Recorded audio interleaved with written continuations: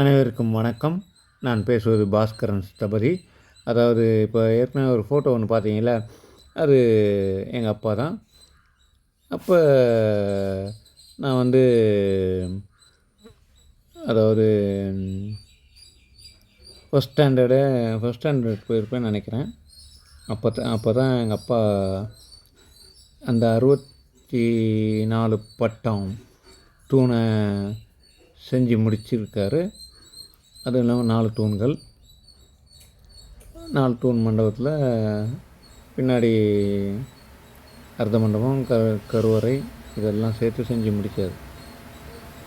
அது எனக்கு அப்போல்லாம் விளையாட்டு பிள்ளை, எனக்கு தெரியாது. போய் விளையாடுவேன், கல் எடுத்து அடிப்பேன், ஜாலியாக விளையாடுவேன், ஜாலியாக இருப்பேன், ஜாலியாக போவேன். அதை பற்றி இந்த வேலையை பற்றி என்னென்னு எனக்கு தெரியாது. சின்ன பிள்ளைல அப்படி ஒரு காலகட்டங்கள். இப்போ உங்களுக்கு எனக்கு தெரிஞ்சதை சொல்லித்தரணும், இதை கற்றுக்கிட்டோமே, இதை யாருக்கிட்டையாவது போய் சேரணும் நல்லபடியாக அப்படின்ற ஒரு விதத்தால் தான், ஒரு நல்ல எண்ணத்தால் தான் இதை பதிவு பண்ணுறேன்னு ஒழிஞ்சு வேறு எதுவும் தவறான எண்ணங்கள் கிடையாது. யார் மேலேயும் எதுவும் வருத்தங்கள் கிடையாது. அதுதான். அதே மாதிரி நிறையா சொல்ல வேண்டியிருக்கு. இந்த முழ அளவால் உயர அகலம் அப்படின்றாங்க.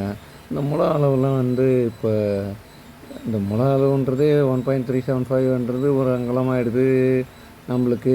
அது தேவையில்லாத, அது கஷ்டமாகுது அதை அளக்கிறதுக்கு, அதை இது பண்ணுறதுக்கு. இதுதான் அந்த பாத ஸ்தம்பம் கீழே இருக்குல்ல, அக்ரபாதம், அக்ரம்னா அடி, அக்ரபாதம். அந்த அக்ரபாதத்தோட அளவை இத்தனை கூறு பண்ணி தலைபாகம் ஒரு பாகம் குறைச்சி செய்யலாம் அப்படின்றாங்க. அப்போ அக்ரபாகத்தை என்னென்ன எத்தனை கூறுகள் பிரிக்கலாம் அப்படின்னும்போது உங்களுக்கு அந்த காலோட உயரத்தையும் சரி, காலோட உயரத்தை 8 பாகமாக வைக்கலாம், நீங்கள் 10 பாகமாக வைக்கலாம், 12 பாகம் வைக்கலாம், 11 பாகம் வைக்கலாம் அப்படின்ட்டு போகுது. இப்போ அக்ரபாகத்தை அகலத்தை 7, 8, 12 அப்படின்ட்டு பிரித்து அதில் 9, 10, 11 வைக்கலாம். 7, 6, 7, 8, 9, 10, 11 வைக்கலாம் கூறு. அதாவது அந்த பலகை வரக்கூடிய இடம், சரியா? அதை போடுறேனே, அதுக்கு மேலே பலகை வரக்கூடிய இடம் 6லேருந்து 7, 8, 9, 10, 11 கூறுகள். ஒரு கூறு குறைச்சி அதில் ஒரு கூறு அடிப்பாதத்தில் இத்தனை பாகம் பண்ணி ஒரு கூறு குறைச்சி தலைப்பாதத்தை நம்ம வச்சு கரைவு வைக்கலாம் அப்படின்னுது. அதே மாதிரி அடிப்பாதம் முதல் தலைப்பாதம் வரைக்கும் 8 பட்டமாக அமைஞ்ச அந்த பாதத்திற்கு விஷ்ணுகாந்தம் என்று பெயர். எப்படி? அந்த பாதத்துக்கு 8 பட்டமாக அமைஞ்சாக்க விஷ்ணுகாந்தம். காந்தம்னா ஈர்ப்பு இல்லையா? அப்படின்னும்போது விஷ்ணுகாந்தம் அப்படின்ட்டு பெயர். இப்போ பல்லவ மன்னர்கள் பல மன்னர்கள் ஆண்டிருக்காங்க. இது மாதிரி பல்லவ மன்னர்கள் ஆண்டது தான். நான் இப்போ இதை இந்த நாவடையை கூட 8 பட்டமாக தான் போட்டிருக்கேன். வேணுங்கன்னே தான் போட்டேன், சும்மா தான் போட்டேன். ஏன் 8 பட்டமாக போடக்கூடாதா அப்படின்ட்டு. மாற்ற முடியாதுன்னு இல்லை, மாற்றி தான் பார்ப்போமே அப்படின்ட்டு 8 பட்டமாக தான் போட்டிருக்கேன். அதை போட்டுட்டு அதுக்குள்ளே நான் அந்த குலைவு நெளிவு எல்லாத்தையுமே காமிச்சிருப்பேன், சரியா? இப்போ இந்த சிங்கத்தை போட்டு வரேன். இந்த குந்து சிங்கம், அந்த அவுட்லைன், அந்த ஸ்ட்ரக்சர், அந்த பில்லரை விட்டு தாண்டவும் கூடாது, குண்டாகவும் கூடாது. அந்த உடம்பு அதாவது அந்த ஜஸ்ட்டு முன்னாடி எகிறக்கூடாது. அடிச்சிருக்கான் அவன், அந்த மாதிரி அடிச்சிருக்கான். சும்மா அந்த கால் கொண்டு இதே போய் காஞ்சி கைலாசநாதர் கோயிலில் போய் பாருங்கள், அப்படியே கால் கொண்டு சிங்கத்தை அப்படி துதிக்கையோடு வளைஞ்சி இருக்க மாதிரி இருக்கும். அந்த மாதிரிலாம் பல்லவன் அடித்தள்ளிட்டு போயிட்டான், சரியா? இதை போட்டு டக்குன்ட்டு எடுத்தோன்னே காமிச்சினேன்னு இல்லை, ஏன்னா எனக்கு டைம் இல்லை. நான் வரைஞ்சிக்கிட்டு இருக்கணும், நான் எல்லாம் வரையணும், இங்க் பண்ணணும், என்னென்னமோ பண்ணணும், உங்கள் கூட பேசணும். எனக்கு வேலைகள் நிறையா இருக்குது. ஏதோ வீடியோ போடணும். நான் ரொம்ப நாள் நிறுத்தி வச்சுட்டேன். அதனால தான் இந்த வீடியோவை நான் போடுறேன், மெனக்கட்டு போடுறேன் உட்காந்து உங்களுக்காக தான். இந்த முடிகள்லாம் எப்படி வரலாம், எந்த மாதிரி போடலாம், ஏன் எதுக்கு இது எதுக்குன்ட்டு அந்த மாதிரி அந்த சுருள்கள், முடி சுருள்கள் இதெல்லாம் பாருங்கள், ஒவ்வொன்றுத்துக்கும் அளவு வைக்க வேண்டியதாக இருக்குது. எல்லாம் மைனூட்டாக அளவு வைக்க வேண்டியதாக இருக்குது. இப்போ ஈஸியாக போட்டு பாருங்க. இந்த போடுறோம் பாருங்கள், அந்த காதோட டீட்டெயிலு அவ்வளோ டீட்டெயில் காமிச்சிருக்கான். எனக்கே அற்புதமாக இருக்குது. ஏன்னா இப்படி ஒரு காதை வந்து படைச்சிட்டு போயிருக்கானே, இப்படியும் இருக்குமா சிங்கத்துக்கு? என்ன இது காட்டில் உள்ள சிங்கத்துக்கெல்லாம் அமைக்க முடியாது, ஆனால் கற்பனை சிங்கத்துக்கு அமைக்கலாம் அப்படின்ற அளவுக்கு அடித்து தள்ளிட்டு போயிருக்கான் பல்லவன். வல்லவன், பல்லவன் இல்லை வல்லவன் இல்லையா? பாருங்க என்ன மாதிரி அடிச்சிருக்கான் பாருங்கள் அந்த காரு. அவ்வளோ ஒரு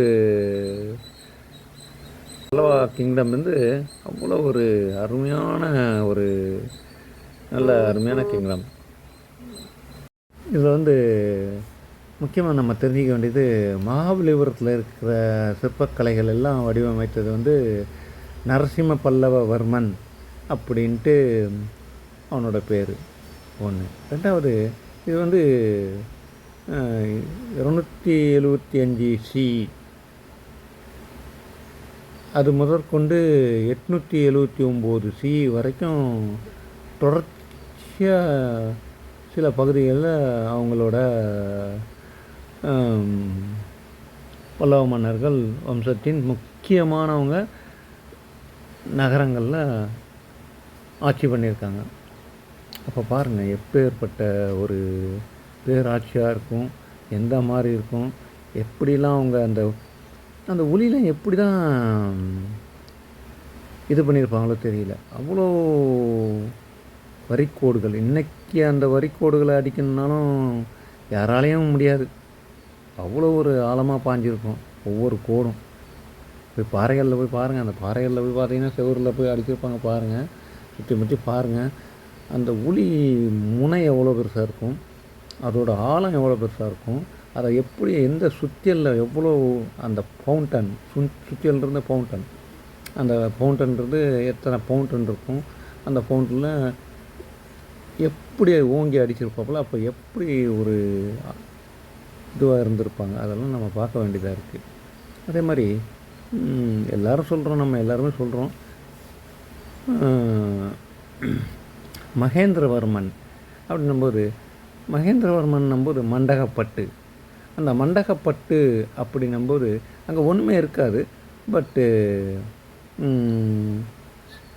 சிவா விஷ்ணு பிரம்மா, சரியா, இந்த சிவா விஷ்ணு பிரம்மா அவங்க 3 பேருக்குன்னா ஒரு அருமையான ஒரு மலைப்பாறையில் குடைவரை கோயிலை அமைச்சிருப்பாப்புல. அந்த மாதிரி அமைச்சிருக்கும்போது அதில் பார்க்கலாம், ப்ளைனாக தான் இருக்கும். அதே மாதிரி திருச்சி கீழேயும் தூண்களும் ப்ளைனாக தான் இருக்கும். சில இடங்கள், நிறைய இடங்கள்லையும் அப்படி தான் இருக்கும், சரியா. அந்த மண்டபப்பட்டில் போய் பார்க்கணும், பார்த்தா தெரியும் உங்களுக்கு, அப்படியே புரியும், ஆஹா இப்படி இல்லாமல் கூட அமைக்கலாம் அப்படின்ட்டு. அதில் ஒன்றுமே விசேஷமே இருக்காது, பட் ஒரு மூலவர் இருக்காது, எதுவுமே இருக்காது, ஒன்றுமே இருக்காது. அதை நான் எடுக்கிறேன், கூகுள்லேருந்து எடுக்கிறேன். பட்டு நான் ஃபோட்டோ எடுத்தது என்கிட்ட எல்லாம் பழைய ஃபோனில் போயிடுச்சு. பட் அந்த கூகுள்லேருந்து எடுத்தது நான் போடுறேன் அந்த மண்டபப்பட்டுலாம், அது ஒன்று. அந்த மாதிரி இந்த மண்டபப்பட்டில் வந்து ஒவ்வொன்றும் விசித்திரமாக இருக்கும் பார்க்குறதுக்கே. தூண்கள்லாம் பார்த்தீங்கன்னா கனமாக இருக்கும், வித்தியாசமாக இருக்கும், சரியா. என்ன அந்த மகேந்திரவர்மனுக்கே விசித்திர சித்தன்னு பேர். அதோட இன்னும் என்னன்னு கேட்டிங்கனாக்கா சித்திரகார புலி அவ்வளோ கலையை நேசிச்சிருக்கான், சரியா. அந்த மாதிரி நிறையா இருக்குது, அதெல்லாம் நம்ம பார்க்கணும். அவனுக்கு அந்த அந்த மண்டபத்தோட பேரே வந்து ஒரு விசித்திரமாக இருக்கும்.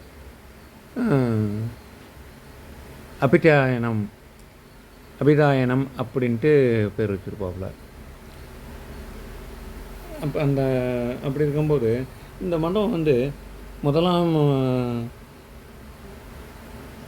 மகேந்திர பல்லவனால் முதல் எழுப்பப்பட்ட மண்டபம்ன்றாங்க. இது ஆக்சுவலாக வந்து விழுப்புரத்துலேருந்து 22 கிலோமீட்டர். அண்ட் தென் அதே சமயம் வேட்டை வளத்துலேருந்து பக்கம், வேட்டை வளம். நான் அங்கே தான் படித்தது. ஒரு அப்பாவுக்கு வேலை நடந்தது, அப்போ அங்கே தான் படித்தது. அப்போ எனக்கு தெரியும் அதை பற்றி, அதனால தான் சொல்ல வந்தேன். வேறு எதுவும் இல்லை, அது இருக்கட்டும், அது போகட்டும். அந்த மாதிரி இந்த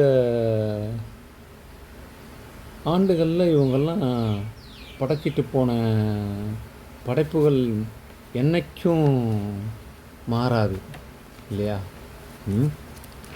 என்ன இரும்பு இல்லை, அயன்னா இரும்பு இல்லை. யார் படைச்சதோ படைச்சிட்டு போயிட்டாங்க, மனிதன் படைச்சிட்டு போனது. சரியா?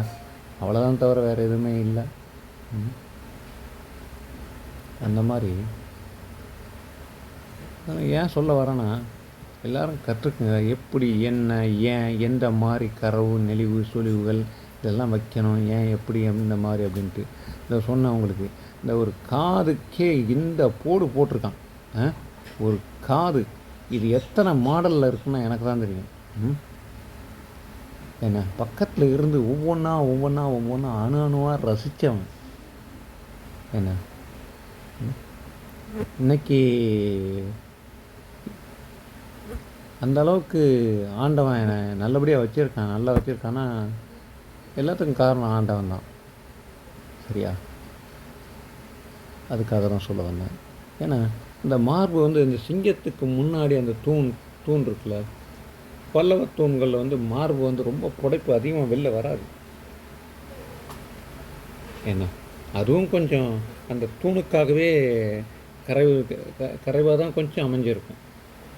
நெட்டிச்சு கொஞ்சம் நிமிந்து உக்காந்தா மாதிரி அப்படி ஒரு பாவனையில் தான் இது பண்ணியிருப்பாப்புல. அதே மாதிரி காஞ்சிபுரத்துக்கு போனீங்கன்னு வச்சிங்கன்னா, அந்த பல்லவ தூண்கள்லாம் பார்த்தீங்கன்னாக்கா கருவறை தூண்கள்லேயே வந்து சிங்கத்தை நிப்பாட்டி அப்படியே ஒரு காலை வளைச்சா மாதிரி அப்படி காமிச்சிருப்பாப்புல. அதில் கூட அந்த நெஞ்சு புடைப்பு, மார்பு புடைப்புன்றதை அதிகமாக காமிச்சிருக்க மாட்டாங்க.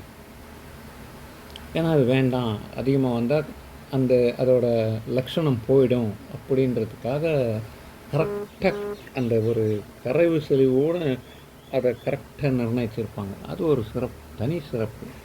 அதுதான், வேறு எதுவும் இல்லை. இதில் வந்து நம்ம சொல்ல போனோம்னாக்கா சதுரக்கால், பித்திக்கால்ன்றது சுவற்றுக்கால். சரியா? பிள்ளைக்கால், சிறுகால். சரியா? 8 பட்டக்கால், 16 பட்டக்கால், பித்திக்கால். பித்தின்றது பத்தின்றது பத்தி சுவர். சரியா?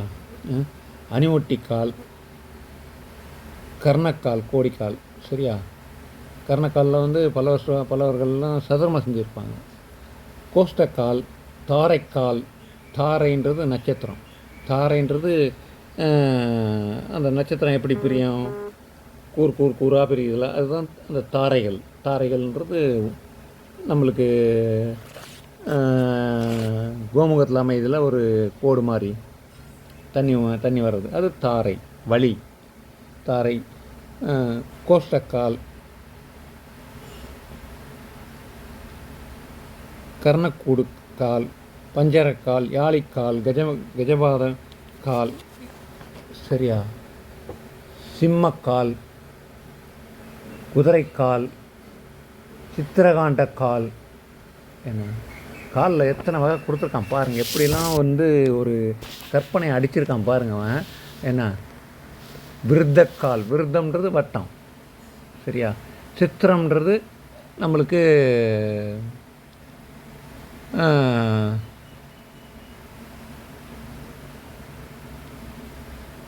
சகம் அப்படின்றதாவது. கும்பபஞ்சர கால் அப்படின்ட்டு நிறைய வகையான கால்களை கொடுத்துருக்கான். இந்த கால்களோட அளவை சொல்லப்போனாக்கா எனக்கு உண்மையிலே பயமாக இருக்குது. உண்மையிலே ஒவ்வொன்றும் சொல்லப்போனாக்கா என்னடா இந்த மாதிரி பண்ணியிருக்காங்களே, இந்த மாதிரி போட்டிருக்காங்களே அப்படின்ட்டு ஒவ்வொன்றும் இதுவாக இருக்குது. என்ன பத்மாசனத்துக்கு தனியாக கொடுத்துருக்கான் ஒரு அளவு, ஒரு கால்லேருந்து 1.5 கால் வைக்கலாம், 2 கால் வைக்கலாம் அப்படின்ட்டு. என்ன சிவகாந்தம், என்ன இல்லை மத்திய ருத்ரகாந்தம், ருத்ரன்றது வட்டம், காந்தம் ருத்ரகாந்தம், சந்திரகாந்தம் 16 பட்டக்கால், இந்திரகாந்தம் 6 பட்டக்கால், இந்திரபட்டம்னா இந்த மாதிரி நிறைய வகைகளை பிரித்து தள்ளிட்டு போயிட்டே அவன் பாட்டுக்கு அடித்து தள்ளிட்டு போயிட்டே இருக்கான். என்ன பண்ணுறதுனே தெரில. பிரம்மகாந்தம் சதுரம், என்ன மூலபாதம், அதாவது இதுக்கு ஒரு விளக்கம் சொல்கிறேன் கேளுங்க. மூலபாதம் அக்ரபாதம் வரை, மூலபாதம் முதல் அக்ரபாதம் வரை சதுர வடிவமாய் என்ன கும்பமண்டியாதிகளுடன் அமையும் பாதத்திற்கு பிரம்மகாந்தம் என்று பெயர். எப்படி இருக்குது பாருங்கள். அதுக்கு ஒரு விளக்கத்தை தரான். என்னத்தை சொல்ல, தார்காஸ்தம்பம் குட்டி ஸ்தம்பம்ன்றான். என்னென்ன ஒன்று ரசிச்சுக்கிட்டே இருக்கலாம் போல இருக்குது, ருசித்து எடுக்கலாம் போல இருக்குது. அந்த மாதிரி ஒவ்வொன்றத்தையும் அருமையாக சொல்லிட்டு போயிருக்கான். என்ன சொல்லுவேனே ஒன்றுமே புரியல எனக்கு. அவ்வளோ ஒரு பைத்தியம் பிடிச்ச மாதிரி இதிலையே இருந்துக்கிட்டு இருக்கேன். நானும் என்னோடய வேலைகளையும் பார்த்துக்கிட்டு. இது மறக்காது எனக்கு. இது சின்ன வயசுலேயே ஊறினது, ரத்தத்துலேயே ஊறினது. அதனால் எதுவும் மறக்க முடியாது, அழிக்கவும் முடியாது, எதுவும் பண்ண முடியாது. என் கட்டை ஒளிஞ்சால் தான் இது ஒளியும் இல்லையா? அதனால் ஒன்றும் பண்ண முடியாது. அதை பற்றி பரவாயில்ல, நோ ப்ராப்ளம். இரளினா கால் வெளி, சரியா?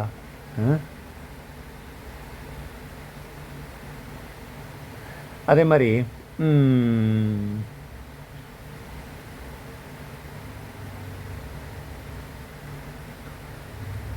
விழுவாய் கால் அப்படின்ட்டு பேர். அது மாதிரி நிறையா இருக்குது. இன்னும் எக்கச்சக்கமாக நிறைய எல்லாமே நிறையா இருக்குது. ஒரு பலகையோட அளவு சொல்கிறான் கேளுங்க. உச்சந்தின்றான். உச்சந்தின்னா 2 கூர். என்ன பலகையினோட அகலத்தை 3 பாகம் கூட வைக்கலாம் நீ அப்படின்ட்டு. பலகை என்றைக்குமே சதுரமாக தான் வரும், சரியா? பத்மம், அது சிறு பத்மம் ஒன்று, அது ஒரு கூர் காட்டு அப்படின்றான். ஹீரம்ன்றது ஒரு சின்ன வட்டம், விருத்தம், அதான் ஹீர விருத்தம்னுவாங்க. ஹீரன்றது அது ஒரு கூறுன்றான். பத்மம், அந்த பத்மம்னா 3 கூறு. அந்த பலகையிலே எத்தனை கூறாக பிரிக்கணுன்றான்? 7 கூறாக பிரித்து இந்த மாதிரி பண்ணு அப்படின்றான். அதுதான் பண்ணியிருக்காங்க இங்கேயும். வேறு எதுவும் பண்ணல, வேறு எதுவும் வித்தியாசம்லாம் பண்ணல. அவங்களும் அளவு ஃபாலோ பண்ணிருக்காங்க, எல்லாமே ஃபாலோ பண்ணிருக்காங்க. ஆனால் சேர சோழ பல்லவா பாண்டியா இவங்களோட பீரியடில் மாற்றங்கள் ஏற்பட்டிருக்கே தவிர கலை நுட்பங்களும் நுணுக்கங்களும் மாற்றங்கள் ஏற்பட்டிருக்கு, சரிதா? இப்போ இதே மண்டகப்பட்டில் பார்த்தோம், நம்ம ஒரு துவாரபாலகர் காமிக்கிறேன் உங்களுக்கு. துவாரபாலகர் பார்த்தோம். அது எப்படி இருக்குன்னா ஒரு ஸ்திரபாதமும் குஞ்சித பாதமுமாக இருக்குது. ஸ்திரம்னா ஊன்ன பாதமும் எடுத்து வச்ச காலம், இடுப்பு வளைஞ்சி அந்த இடுப்பில் ஒரு கையை அப்படியே ஓங்கி டோலாஸ்தம், அந்த கதை பிடிச்சி இல்லாமல் அசால்ட்டாக அது மேலே அந்த முன்னங்கையை ஊனியிருக்கான், டோலாஸ்தமாக காமிச்சிருக்கான். அப்போ என்ன ஒரு ஸ்டைலுக்கு அவன் கொண்டு வந்திருப்பான். அவ்வளோ ஒரு கலையை நேசிச்சிருக்காங்க இல்லையா? இதை இந்த இடத்துல போடுவேன். அடுத்தது இடம் பத்தலை எனக்கு. இந்த A3 சீட்டு மேலே நான் போதியெல்லாம் போடணும். அதுக்காக இடம் பத்தாமல் இதில் கீழே 7 பாகம் பண்ணி மேலே ஒரு பாகத்தை குறைச்சி 6 பாகம் பண்ணியிருக்கேன். அதனால் நினைப்பு வச்சுங்க, அதான் கரைவு, சரியா? அந்த மாதிரி. அப்போ இதெல்லாம் இவ்வளோ தூரம் செய்யும்போது நம்ம ஏன் இப்படி இருக்கோம்? இந்த காலத்தில் இவ்வளோ மிஷினரிஸ் இருக்குது, எல்லாமே இருக்குது, இருந்து பயனற்று போயிருக்கோம் இல்லையா? ஒரு கும்பத்துக்கு அளவு சொல்கிறான், கும்பம் அப்படின்ட்டு. கண்டம் 1 குடம் 4, கண்டம் 1, உற்சவம் ஆசியம்னு பேர் நான் எழுதியிருக்கேன். அதில் 1 பத்மம், 1 ஹீரம், 2 ஹீர விருத்தம்னு வரும். அதை ஒன்று விட்டுருக்கேன்.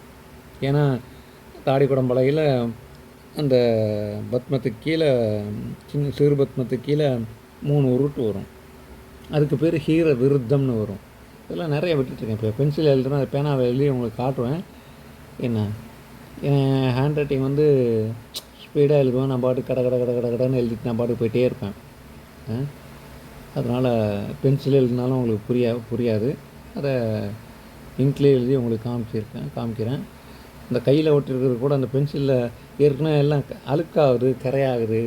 அதனால் படம் வந்து நீட்டாக இருக்கணும், சுத்தமாக இருக்கணும் அப்படின்றதுக்காக தான் போடுறோம். இந்த பாருங்கள், வைக்கிறேன் பாருங்கள். அது 7 பாகமாக்குறேன். 7 பாகமாக்கி அந்த 7 பாகத்தை தான் மேலே கொண்டு போய்ட்டு 1 பாகத்தை குறைச்சி தான் அந்த கரைவுன்றதை வைக்கிறேன். இப்போ பென் எடுத்துட்டேன், பென்னில் போட்டு வரேன். பாருங்கள், எப்படி தான் குடைவரை கோயில்கள்லாம் அமைச்சாங்களோ அது தெரியாது, உண்மையிலே தெரியாது. அவ்வளோ ஒரு அற்புதமான படைப்புகள். அதே மாதிரி சோழா ஸ்டைலில் போனீங்கன்னு வச்சுங்களேன், என்னடா திடீர்னு சோழா ஸ்டைலுக்கு மாறிட்டேன்னு நினைக்காதீங்க. சோழா ஸ்டைலில் போனீங்கன்னாக்கா தாராசுரம், தாரான்றதே நட்சத்திரம் தான் நான் சொல்லிட்டேன் உங்களுக்கு ஏற்கனவே. தாராசுரம் அந்த இசைகள் எல்லாம் நட்சத்திரங்கள் மாதிரி கோர்க்கப்பட்டவை அப்படின்றது தான் அந்த படிக்கட்டு இசைகள். அந்த படிக்கட்டு இப்போ க்ளோஸ் பண்ணல, அதாவது அடைச்சி வச்சுருக்காங்க. எல்லாம் தட்டி இதுவாகுது அப்படின்ட்டு. அந்த படிக்கட்டுலேயும் சுரத்தை காமிச்சிருக்கான். சுரம்ன்றது இசை, சரியா? அந்த இசையை காமிச்சிருக்கான். அதே மாதிரி திருநெல்வேலியில் போனீங்கன்னாலும் சரி, திருநெல்வேலின்னு இல்லை, ராமேஸ்வரம், அங்கே எல்லா பக்கத்துலேயும் பார்த்தீங்கன்னாக்கா இசைத்தூண்கள் இருக்கும். அது எப்படி தான் பொத்து எடுத்திருப்பான், எந்த மாதிரி ஒளியை கொண்டு போயிருப்பான். இன்றைக்கி எப்பேற்பட்ட மிஷினாலையும் அதை வடிவமைக்கிறது கஷ்டம். அந்த மாதிரி பொத்து எடுத்திருப்பான். இந்த பக்கம் பார்த்தீங்கன்னாக்கா அர்ஜுனனை போட்டிருப்பான், இந்த பக்கம் பார்த்தீங்கன்னாக்கா கர்ணனை போட்டிருப்பான். ரெண்டுக்கும் வித்தியாசம் பயங்கரமாக இருக்கும். அந்த ஒவ்வொன்றும் ரசிக்கக்கூடிய தன்மையெல்லாம் அப்படியே கண்ணில் ரத்தம் வராது, அழுக வராது, ரத்தம் தான் வரும். அந்த மாதிரி ஒரு கலைப்படைப்புகளை படைச்சிட்டு போயிருக்கான். நாம் ஏன் இந்த மாதிரி ஏன் படைக்கக்கூடாது? இந்த ஜென்மன்னு ஒன்று எடுத்தோம், நல்ல படைப்புகளை படைப்போம். என்ன காசு கம்மியாக தரேன் அப்படின்ட்டு ஏன் எடுப்போம் அந்த வேலையை? வேதமே வேண்டாயா, காசு வேணாம், நீ ஒன்று எதுவுமே வேண்டாயா அப்படின்னு விட்டு வந்துக்கிட்டே இருப்போம். எடுத்தால் நல்ல ரேட்டில் எடுப்போம். ஏன்னா இவ்வளோ ரகசியங்கள்லாம் இருக்குது. செஞ்சால் நல்லா செய், இல்லையா செய்யாதே, செய்வதை திருந்த செய். எனக்கு அதான் பிடிச்சது, புரியுதா? சும்மா அடித்து விட்டு போயிட்டு இது போதும் அது போதும் தட்டி விடு அப்படின்றதுலாம் அந்த வேலையே ஆகாது, புரியுதா இல்லையா? அதுக்கு சொல்ல வந்தேன். இப்போ போகிறோம் பாருங்கள், எப்படி போட்டு வரேன் பாருங்கள். இந்த ஒரு பில்லருக்கே எனக்கு இவ்வளோ டைம் எடுக்குதுனாக்க, அப்போ எவ்வளோ நுட்பங்கள் நான் அதில் பயன்படுத்தியிருக்க வேண்டும். இது பெருசு கிடையாது உண்மையிலேயே. இது பெரிய விஷயம் கிடையாது. ஏன் என்ன காரணம் எதுக்காக சொல்ல வரேன்னா, அவன் எப்படி படைச்சிருப்பான்? அந்த கம்நாடி பசங்களாம் பல்லவன் சேர சோழ பல்லவன்லாம் எப்படி படைச்சிட்டு போனானுங்க? அவனுக்கு எங்கேருந்து வந்துச்சு தியான மார்க்கம்ன்றான்? அப்போ வாழ்ந்த சிற்பிகள்லாம் எங்கே போனாங்க, என்ன ஆனாங்க? மரணம் பேசுது. அவர்கள் மரணித்தும் உயிர் வாழ்கிறார்கள், நாம் மரணித்து மக்கி மடிகிறோம். அதுதான் உண்மை இல்லையா? பாருங்க, அந்த கருஸ்கல்லே வச்சு வரைஞ்சிருக்கேன். என்ன 10 வரும் இதில், அதுவும் எண்ணிக்கையோடு தான் போட்டிருக்கேன். 8ன்னு நினைக்கிறேன், 8 வரும்னு நினைக்கிறேன். சாரி, தரங்காய். தரங்கை போதிகைன்றது தரங்க போதிகைன்றது கடல் அலை மாதிரி சுருண்டு சுருண்டு சுருண்டு சுருண்டு வருமா, அதுதான் தரங்க போதிகை. இதில் ஒரு ஃப்ரண்ட்டில் ஒரு போதிகை வரும். இது ஃப்ரண்ட்டு பில்லரால் நான் அந்த போதிகை போடலை. அடுத்தது போடுறேன். இந்த பல்லவர்களோட மேலே என்ன அளவுகள் எப்படி வச்சாங்க, அந்த கர்ணக்கூட அளவு என்ன, இதே மாதிரி கணேசா கோயிலில் இருக்க அதையும் எடுத்து போடுறேன். இதில் அந்த சைடில் இருக்க மகா நாசிக் தலை மாதிரி இருக்கும்ல, அது மகா நாசிக் தலை இருக்காது, பட்டு அதை போட்டிருப்பேன். அதையும் எடுத்து இதில் ஜாயின் பண்ணுறேன். பாருங்கள், பார்த்துட்டு இது பண்ணுங்கள். ஏன்னா இவ்வளோ பேசிகிட்டு இருக்கேனாக்கா பாருங்கள் எப்படி அந்த ரவுண்டை போடுறேன். இதில் இந்த பக்கம் ஒரு பக்கம் நான் கரெக்டாக அமைஞ்சிருச்சு. ஆனால் இந்த பக்கம் எனக்கு அமையவே இல்லை, சாமானியமாக அமையலை. அழுத்திட்டு திருப்பி போட்டேன். ஏன்னா ஒரு கொஞ்சம் குறையுது, அதனால் ஒன்றும் பண்ண முடியாது. சாரி, லைட்டாக கிராஸ் ஆகிடுச்சின்னு கோச்சிக்காதீங்க. அந்த கோடு இழுக்கணும், அதுக்காக தான், வேறு எதுவும் இல்லை.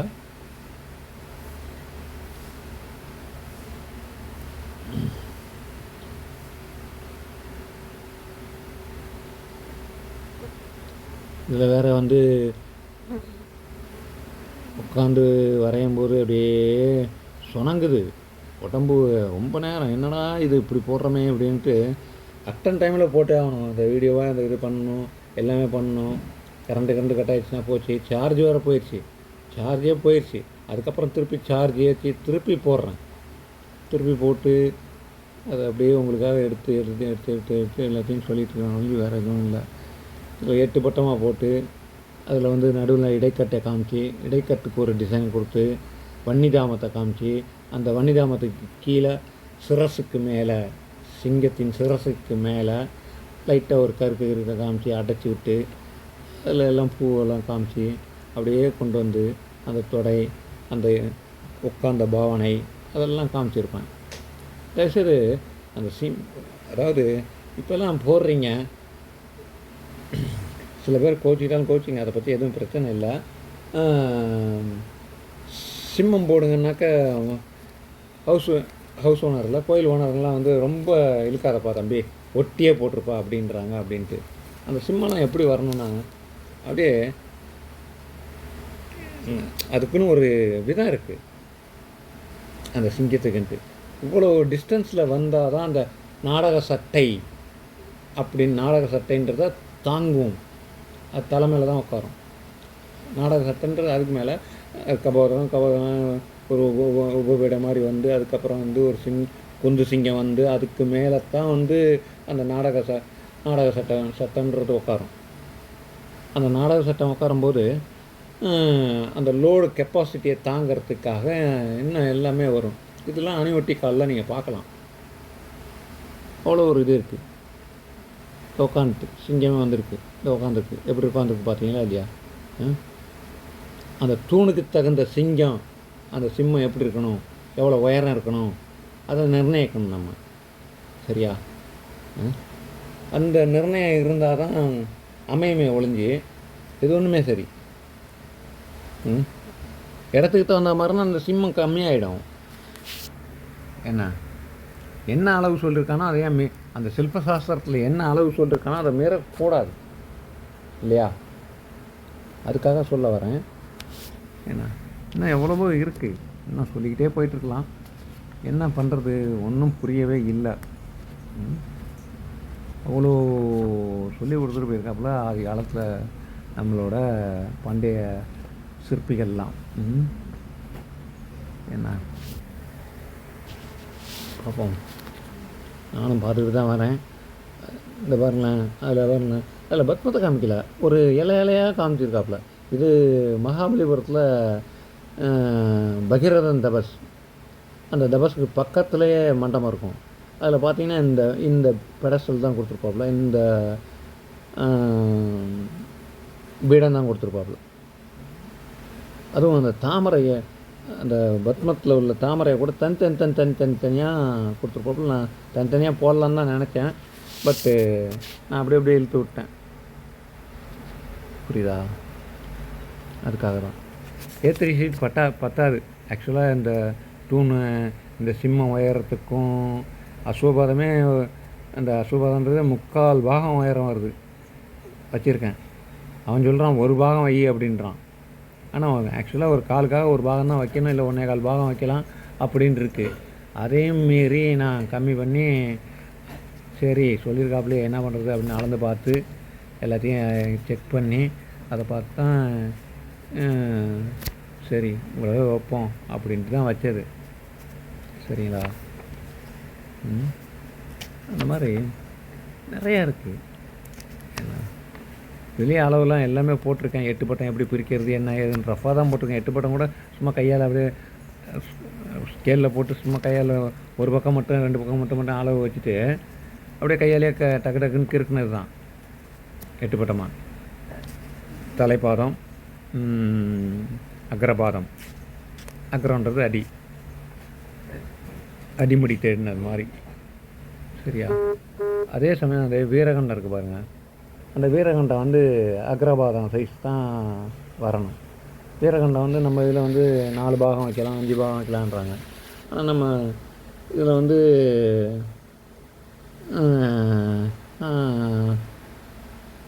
3/4 பங்கு தான் வச்சுருப்பேன். அந்த பலகை சைஸ் தான் வச்சுருப்பேன். அவ்வளோதான் கிடைக்கிது எனக்கு. என்ன பண்ணுறது? அந்தந்த ஸ்டோக்காக மாற வேண்டியிருக்கு. சரியா? இதே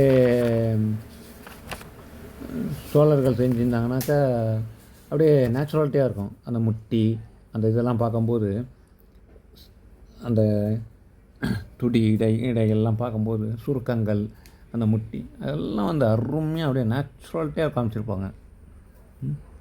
சோழர்கள் அப்படி இருக்காது. நெட்டிச்சு நேருக்கு நேராக இருக்கும். ஸ்ட்ரைட் ஃபார்வர்டில் இருக்கும். அப்படியே ஸ்ட்ரைட்டாக நிற்கும். நீண்ட முகம், ஒவ்வொன்றுத்துக்கும் ஒவ்வொரு ஃபேஸ் இருக்குது. என்ன இந்த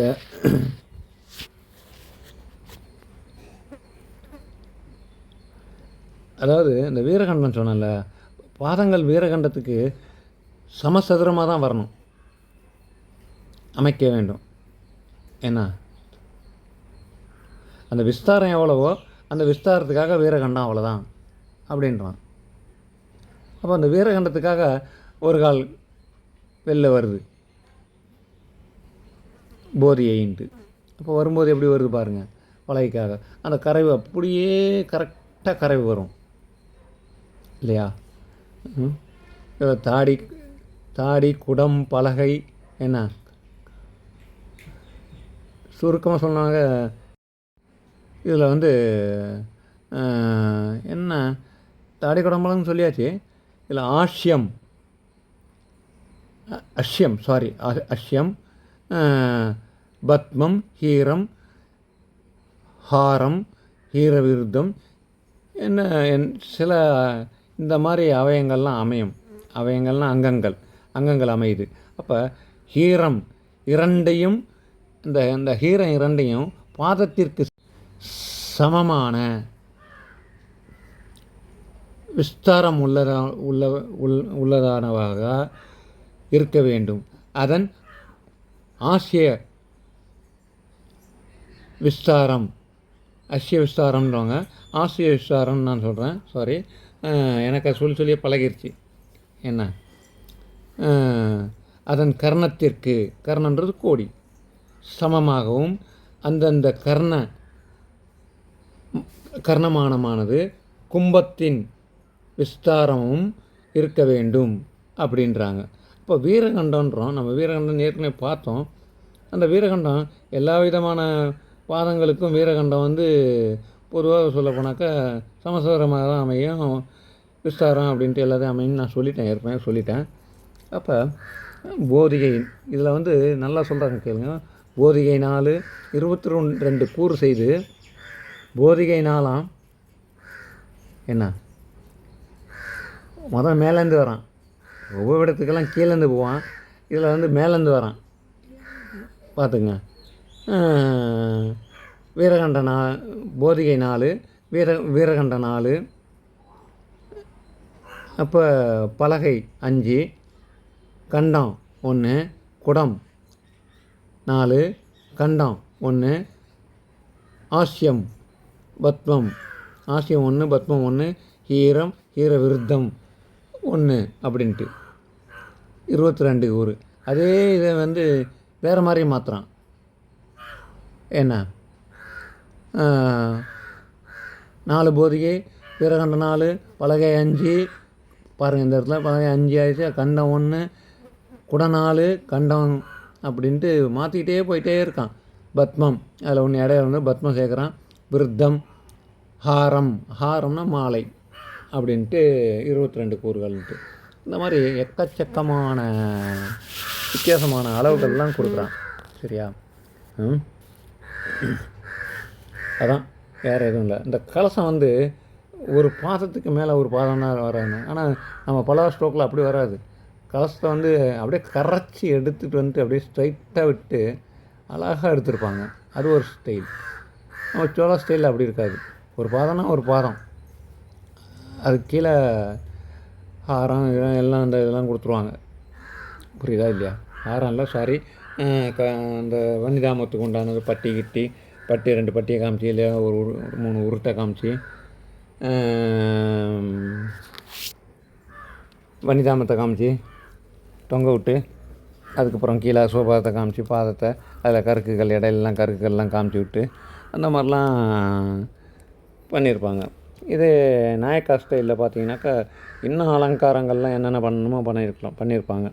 இதில் வந்து ஸ்பெஷல் வந்து கருங்கல்லில் குடைஞ்சி எடுக்கிறதுல வந்து மன்னாதி மன்னர்கள் வந்து யாருனாக்கா நம்ம பல்லவ மன்னர்கள் தான். மன்னாதி மன்னர்கள் என்ன, கற்றாழிகை என்பது நம்ம கீழேருந்து கட்டிட்டு போகிறது ஈஸி. ஆனால் மேலே இருந்து அளவு பரிமாணத்தை கொண்டு வர்றது வந்து அது உண்மையிலே திறமைக்கு மதிப்பு இல்லையா? நம்ம ஈஸியாக கீழேருந்து கொண்டு போயிடுறோம். இவ்வளோ இவ்வளோ இவ்வளோ இவ்வளோ இவ்வளோனா இவ்வளோ இவ்வளோ இவ்வளோ அப்படின்ட்டு நூல் அடித்து மார்க் பண்ணி அரைங்களாம் அடக்க அப்படி இப்படி அப்படின்ட்டு போயிட்டே இருக்கோம். இல்லை கருங்கல்ல கூட செய்கிறதா இருந்தாக்கா இவ்வளோ கட் பண்ணப்பா, இவ்வளோ செய்ப்பா, இவ்வளோ செதுக்குப்பா அப்படின்ட்டு நம்ம மார்க் அடித்து தந்துடுறோம். பட் மேலே வந்து செதுக்கி செதுக்கி செதுக்கி செதுக்கி செதுக்கி அதை அவங்களோட வேலைப்பாடுகளே வித்தியாசமாக இருக்கும். பல்லவர்களோட ஸ்டைலு வேலைப்பாடுகளே வித்தியாசமாக இருக்கும். இன்றைக்கி கூட கழுகுமலையில் கூட பாண்டியர்கள் பாண்டியர்கள் பாண்டியர்கள் பாண்டியர்கள்ன்றாங்க. ஆனால் அந்த பாண்டியர்கள் என்ன அப்போ போயிட்டு வந்தாங்களா, எல்லோராவுக்கு போயிட்டு வந்தாங்களா, எதுக்கு போயிட்டு வந்தாங்களா, எனக்கு அதெல்லாம் தெரியவே தெரியாது, உண்மையிலே சொல்கிறேன். ஆனால் அதையும் இதையும் கம்பேர் பண்ணிங்கனாக்கா எல்லோரா ஸ்டைலையும் பாண்டிய ஸ்டைலையும் பாண்டியர்கள்ன்றாங்க, அந்த கழுகுமலை கோயில் ஸ்டைலையும் பார்த்தீங்கன்னாக்கா ஒரே மாதிரியே இருக்கும். இந்த போட்டிருக்கேன் பாருங்கள், பத்மத்தோட முனை, இது பத்மத்தோட முனையை எப்படியும் வளைக்கலாம் அப்படின்றத போட்டிருக்கேன். ஏன்னா நான் வேணுன்னே போட்டது 8 பட்டமாக போட்டு அதை அடிச்சுன்னு காமிச்சிருக்கேன், எதுவும் பண்ணியிருக்கேன், எல்லாமே பண்ணியிருக்கேன். சரியா? அதையும் பார்த்துக்குங்க, பார்த்துக்கிட்டு இது பண்ணுங்க. என்னடா இவன் 8 பட்டமாக போட்டு அதில் அப்படியே அதுலேயே அந்த வளைவையும் காமிச்சிருப்பேன், உள்ளுக்குள்ளே இருக்க தோண்டுதலையும் காமிச்சிருப்பேன். சரியா? அவ்வளோ குடைவுகள் குடைஞ்சித்தான் வந்து இது பண்ணியிருக்காங்க. சரியா? அளவு போடுறோம் 1 2 3. இப்போ எப்படி இருக்குது தூண் பார்த்தீங்களா இல்லையா? அந்த மாதிரி அழகுற போடுறது கற்றுக்கிறவங்க, உண்மையிலே கற்றுக்கிறவங்களுக்கெலாம் எளிமையாக இருக்கணும். இப்படி தான் போடணும், இப்படி தான் செய்யணும் அப்படின்ட்டு அந்த ஒரு நோக்கத்தால் தான் இந்த ஆக்கம். சரியா? இன்னும் போடுறேன் உங்களுக்காக, முடிவெடுத்துட்டேன். ஃப்ரீயாக இருக்கும்போதெல்லாம் ஏன் நான் போடணுன்ற அவசியமே வேண்டாம்.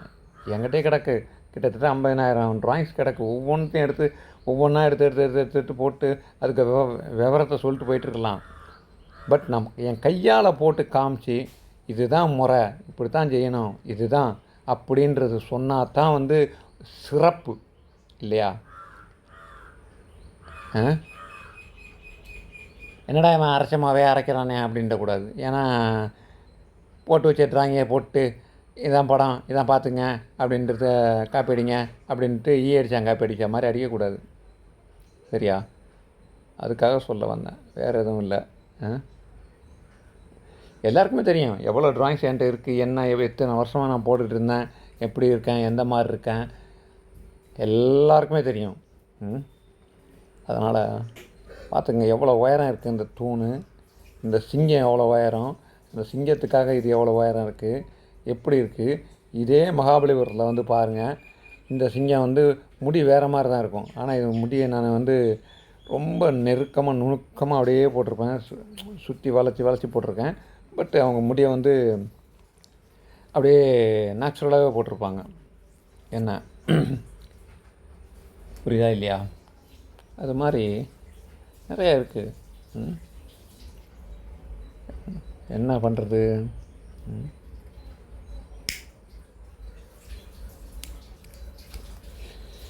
இந்த கறவை வைக்கிறேன். எதுக்காக அந்த கறவை பாருங்களேன், லைட்டாக அப்படியே வரும் பாருங்கள்.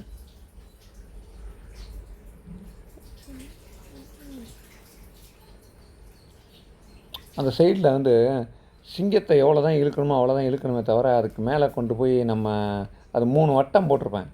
ஒரு முகத்துக்கும், ஒரு நெஞ்சுக்கும், வயிற்றுக்கும், ஒரு தொடைக்கும் ஒரு 3-4 வட்டம் போட்டிருப்பேன். அவ்வளோதான், தவிர வேறு எதுவும் இருக்காது.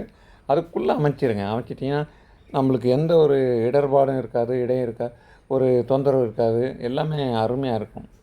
சரியா? அது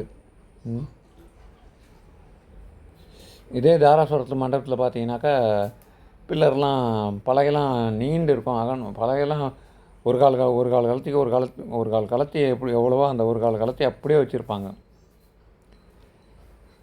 ஆனால் அந்த யாழித்தூண் வந்து கட்டையாக இருக்கும். ஆனால் அதோட உபபீடம் அதிஷ்டானத்தை பார்த்தீங்கன்னாக்கா கிட்டத்தட்ட 8 படி 9 படி 8 இல்லை 9 படி 10 படி 11 படி ஏறி போகிற மாதிரி தான் இருக்கும். அவ்வளோ ஹைட்டாக போட்டிருப்பாங்க. அந்த வாலில் கூட இந்த பக்கம் போங்க, இந்த பக்கம் இறங்குங்க, இந்த பக்கம் அப்படின்ட்டு அந்த வாலில் கூட காமிச்சிருப்பாங்க. அவ்வளோ ஒரு நுட்பத்தை காமிச்சிருக்கான். சிற்பத்தின் நுட்பத்தை சிற்பிகள் அவ்வளோ காமிச்சிருக்காங்க. சரியா? இந்த போட்டிருக்கான் பார்த்தீங்களா எப்படி? அப்படி நிமிர்ந்த பார்வையில் உட்காரட்டுமே. சாதாரணமாக போடும்போது நீங்கள் எப்படி வேணால் போடுங்க, ஒன்றும் பிரச்சனை இல்லை. அப்படி நிமிர்ந்து உட்காரட்டுமே. அதுதான் என்னோட இது. சும்மா ரஃபாக தான் கிறுக்குறேன். இந்த ஒரு ரவுண்டு போடுறேன்னா அந்த கழுத்துக்கு கீழே ஒரு ரவுண்டு போடுவோம் பாருங்கள், அது மார்புக்கு வந்துடும். அவ்வளோலாம் இழுக்காதீங்க, இழுத்திங்கன்னா நல்லா இருக்காது. இதை போட்டோம் பார்த்தீங்களா எத்தனைன்ட்டு, அதுதான். இதோ எழுதிட்டு வந்திருக்கேன் பேர்லாம். பொறுமையாக பார்த்து பொறுமையாக படிங்க. இங்கிலீஷ்லேயும் எழுதியிருக்கேன். ஆக்சுவலாக இது என்னோடய கையெழுத்து இல்லை, என்னோடய மகளோட கையெழுத்து. அவள் இந்த மாதிரி ஹேண்ட் ரைட்டிங் எழுத மாட்டாள். அவளோட ஹேண்ட் ரைட்டிங் வேறு ஸ்பீடாக போகும். பட்டு படிக்க முடியாது, என்னாலே படிக்க முடியாது. அந்த மாதிரி டாக்டர் சைன் மாதிரி போகும். பட் எனக்காக பொறுமையாக எழுதுமான்ட்டு எழுதியிருக்கா. சரியா? இந்த வரேன். அந்த பலகையை உள்ளுக்குள்ளே சொரன்னது கூட போட்டேன்னா என்னன்னு தெரில. அதெல்லாம் நான் அந்த எடுத்து ஜாயின் பண்ணி இப்போ போட்டு விட்றோம் உங்களுக்கு. சரியா?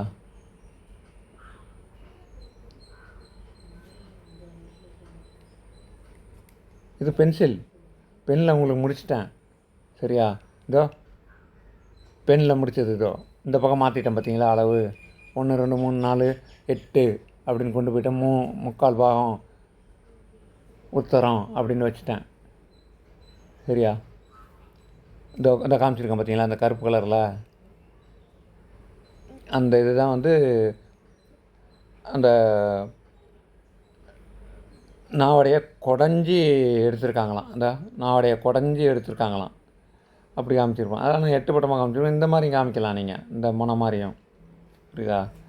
நான் சும்மா காமிச்சிருக்கேன், அதுக்காக நீ அதையே ஃபாலோ பண்ண அவசியம் இல்லை. சரி, ஏதோ 3/4 பாகம் தான் வச்சுருக்கேன். சரியா? அந்த மாதிரி.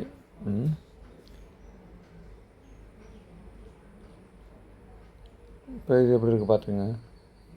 இந்த இதுலேயும் இந்த குடத்துலேயும் காமிச்சிருக்கான். என்ன பண்ண முடியும்? அது மாதிரி இது மண்டகப்பட்டு. அந்த மண்டகப்பட்டில் வந்து